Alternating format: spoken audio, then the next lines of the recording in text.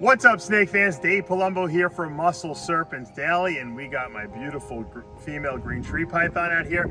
You know, since I've gotten her, she really hasn't eaten, and I didn't know if it was breeding season or what. And so, a lot of times, you know, if you have a snake that doesn't eat, or maybe you just received it and it's just being stubborn, I found that sometimes if you give them a little dose of metronidazole, that sometimes that can spark their appetite. Sometimes they have sometimes their stomach is irritated, or something in their gut is not working right, and for some reason, just from people I've talked to, metronidazole does it, you know, and it just kind of kicks their appetite into gear. So I gave her a little dose of that.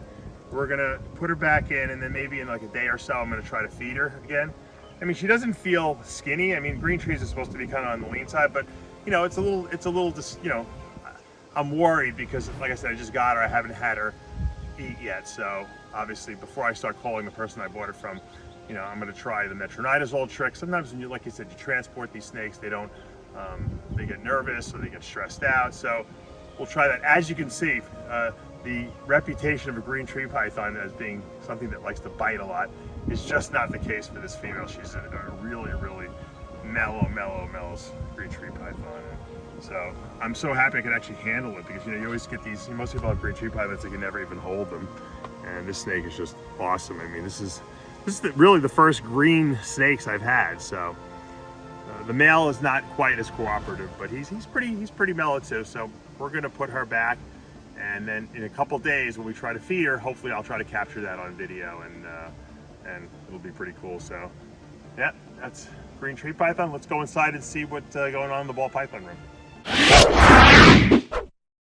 All right, guys, not very often do you catch ovulations that are enormous. A lot of times, you know, they're not that big. This is an ovulation from hell. Look at this huge ovulation.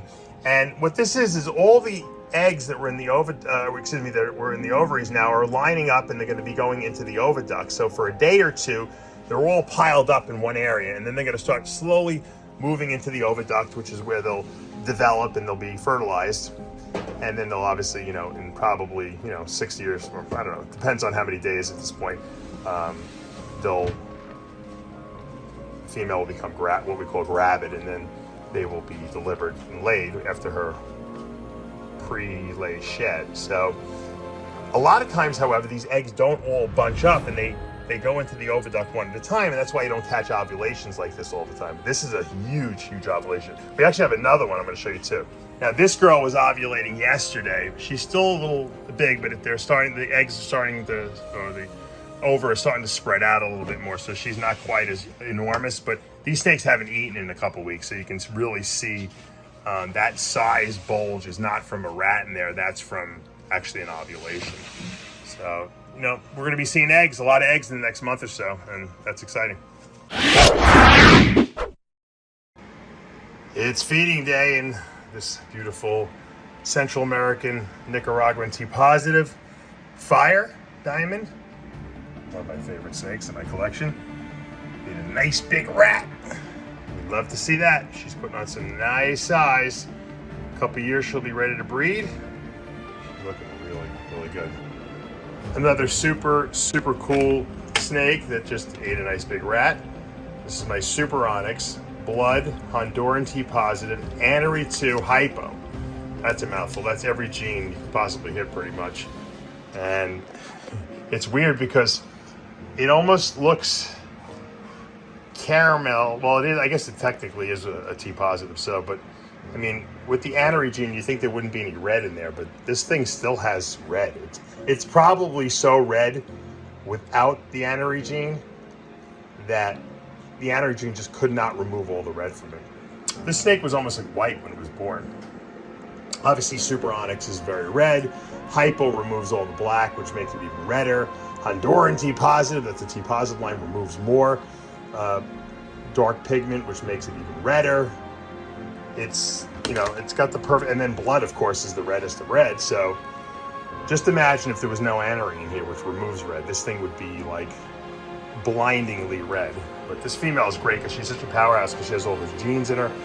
I was going to breed her this year, and then I said, you know what? I'm going to give her another year. These onyx boas, these are dwarf boas. This is about as big as she's going to get. This is a 19, and you know, I said, you know what? She's not really even 3 years old. She's about 3 years old. I'll wait till she's 4, and I'm glad I did. Look at that jet black eye. Really, really cool looking snake. Here's a great combination, you know, that I'm breeding. This is my Vin Russo disappearing pattern hypo blood. It's het anery, bred to an arabesque. You see that beautiful arabesque pattern in the male. Blood.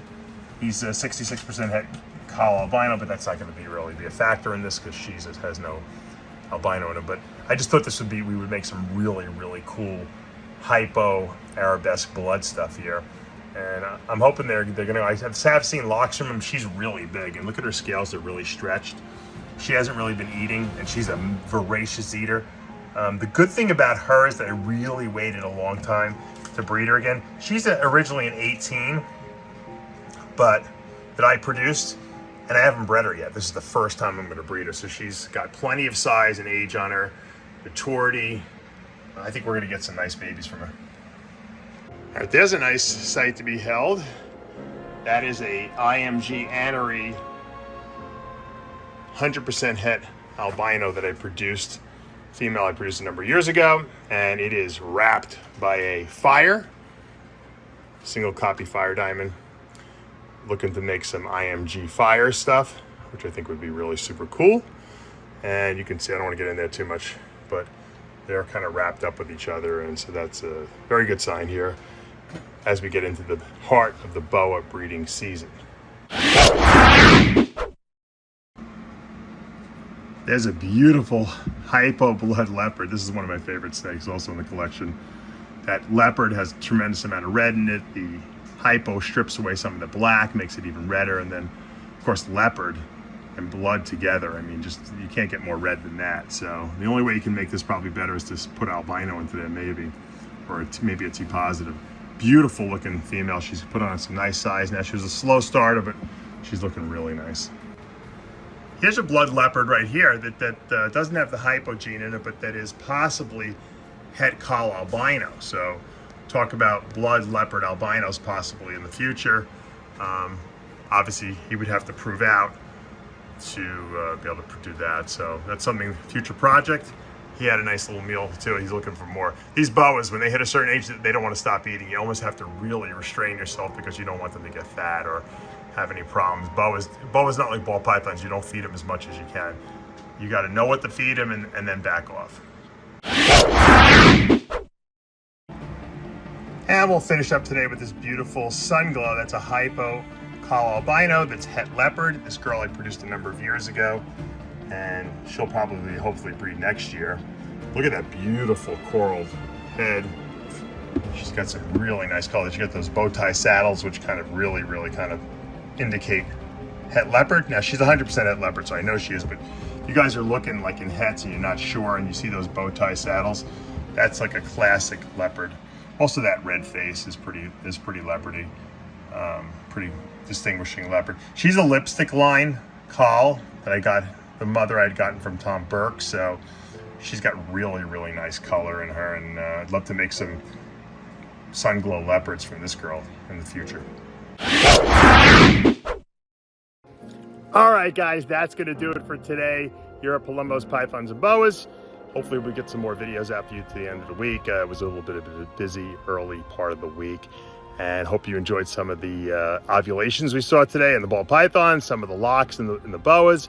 It's exciting. It's breeding season. We're going to start seeing a lot more egg laying, possibly a few boa litters, and then it gets really exciting to see what we can produce in 2022. Guys, you know what to do. Hit that subscribe button, turn on your notifications, hit the like button. I'll see you back tomorrow morning.